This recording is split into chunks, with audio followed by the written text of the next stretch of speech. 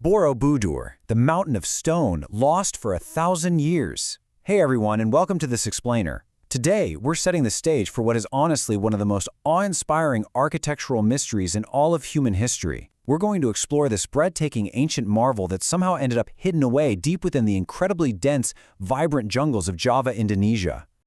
So, right off the bat, how do you lose a mountain of stone? Seriously, I want you to try and imagine how an enormous, meticulously engineered monument, a structure so vast it completely dominates the landscape, could just vanish from human memory.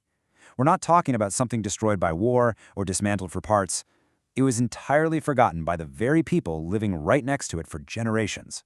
Well, the answer to that wild mystery begins to unfold in the year 1814. A British military officer by the name of Thomas Stamford Raffles started getting these unbelievable reports from local inhabitants. They were telling him about a giant structure rising up above the thick rainforest canopy. They described it as this enormous stone monument, but it was so completely covered in vegetation, moss, and giant trees that absolutely no one alive had any memory of when it was built or even who built it. To them, it was just this strange, overgrown hill in the middle of the jungle. Okay, let's dive into this scale, because what Raffles' team eventually uncovered is absolutely staggering. 123 meters. That is the length of just one side of this massive structure. To put that into perspective for a second, imagine a standard 12-story building, and then just lay it completely flat on its side. That is just the footprint we're talking about here, making Borobudur the largest Buddhist temple in the entire world. Part 1. Building the impossible. Let's flash back to the 8th century CE to figure out how constructing something like this was even feasible. At the time, the Sailendra dynasty, whose name brilliantly translates to the Lords of the Mountains, ruled over much of central Java, and they managed to mobilize an entire civilization, one deeply committed to Buddhist philosophy, to build this absolute behemoth. To really grasp the achievement here, let's compare it to something we all know. On one hand, you have the Great Pyramid of Giza, built 4,500 years earlier with 2.3 million blocks, but constructed by a powerful, highly centralized pharaonic state. On the other hand, you have Borobudur, built in the 8th century CE, boasting around 2 million precisely cut volcanic stone blocks. But here is the mind-bending part. They achieved this massive undertaking with up to 100,000 workers over an entire human lifetime, without the bronze tools the Egyptians had, and crucially, without the centralized forced slave labor system of a pharaonic state. This was a mobilization of sheer human effort, completely driven by deep cultural and religious commitment. And this brilliantly illustrates exactly how they pulled it off. The builders used a highly sophisticated technique known as dry stone construction. First, they had to quarry this incredibly hard volcanic rock locally. Then, every single block was roughly shaped and transported, but step 3 is where the real magic happens. They locked those 2 million massive stones together perfectly, without using a single drop of mortar. Each stone was carved to interlock tightly with its neighbor. It's like a giant structurally sound puzzle. Just imagine the world's most high-stakes Lego set, engineered so it wouldn't collapse under its own massive weight. And to top it all off, the entire structure was aligned to the cardinal directions with absolute astronomical precision. Part 2. A cosmos in stone. You see, Borobudur is so much more than just a marvel of raw, mind-boggling engineering. To really get it, we need to shift our focus to the transcendent artistry that covers literally every inch of this monument. Because here's the thing, Borobudur isn't a traditional temple. You don't just walk inside some central enclosed chamber to pray, like you would in a church or a lot of Hindu temples. Instead, it's a massive stupa shaped like a sprawling three-dimensional mandala. And a mandala is essentially a sacred diagram of the Buddhist cosmos. Borobudur was designed to be physically walked by pilgrims. You ascend through the terraces, making this journey from the earthly realm of desire down at the base, all the way up to the realm of abstract enlightenment at the very top. The physical structure itself is literally the teaching. Now consider the sheer volume of art guiding that journey. 2,600. That is the number of intricately carved relief panels covering virtually every exposed stone surface of this place. And if that wasn't enough, there are also 504 Buddha statues sitting in quiet meditation inside these lattice chambers. A single one of these panels might have taken a skilled artisan many days or even weeks to finish. So we're talking about an immense, coordinated artistic dedication from thousands of highly skilled carvers over decades of work. Now, what's really interesting about this slide is that these 2,600 panels weren't just randomly placed for decoration. They fall into three very distinct categories. First, you have narrative panels, which visually tell the story of Buddha's life and his previous incarnations. Then you have decorative panels, with geometric and floral designs that perfectly fill the spaces in between. And finally, didactic panels. These visually express deep philosophical concepts and cosmological diagrams. They were specifically arranged to guide the pilgrim's eye, teaching them complex Buddhist philosophy visually, step by step as they walked a path.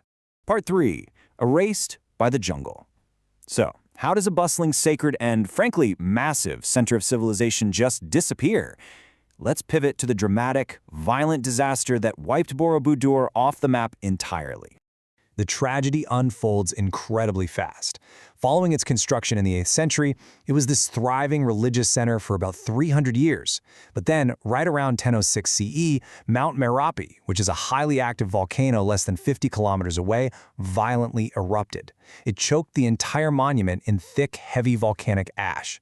Between the ash making it practically unusable and the massive earthquakes that came with it, by the 11th century the site was totally abandoned. Over the centuries, seeds blew into the ash, vines took root, and an entire dense jungle literally swallowed the temple whole, completely hiding it from the world until 1814. Which brings us to the central irony of this whole explainer.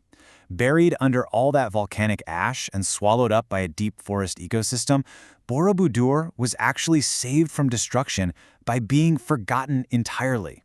Think about it. Had it remained active and visible, it might have been destroyed by invading armies, or disassembled for building materials by later generations, or simply worn away by the elements over 1,000 years. Instead, the volcanic ash filled every little crevice and created a perfect protective seal.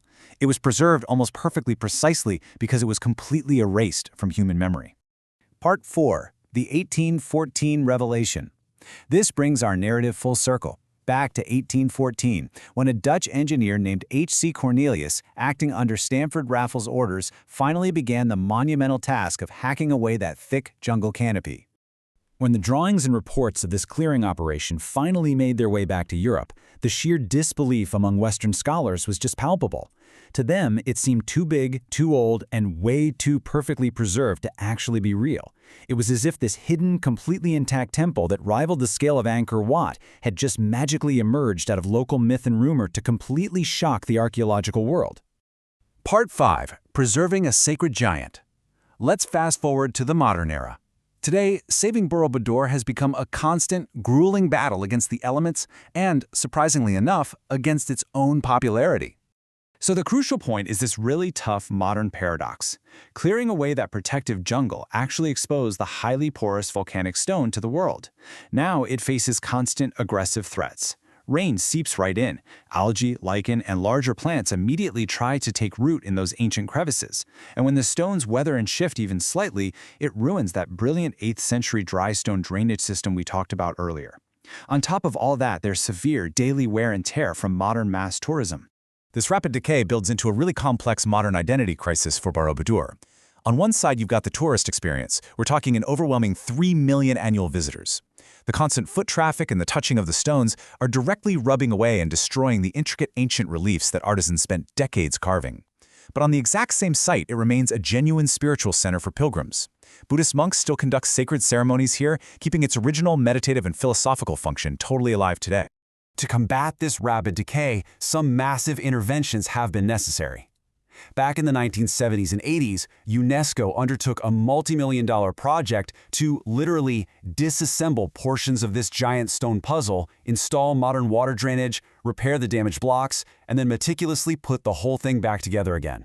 Subsequent post-tsunami repairs have also added modern sensors to constantly monitor its structural integrity. It is an ongoing, exhausting fight to keep this mountain of stone standing. Borobudur is just a stunning testament to the endurance of an 8th century Javanese masterpiece, a monument that somehow survived 1,000 years in the dark. But it leaves us with a profound challenge, which brings us to our final thought for today. Can we balance our desire to experience humanity's greatest history with the urgent need to protect it from our own footsteps? And as you think about this 1,200-year-old mountain of stone that was lost for a millennium, it really makes you wonder, what other forgotten marvels might still be sleeping right beneath our feet? Thanks so much for joining me on this explainer. I hope it sparked your curiosity.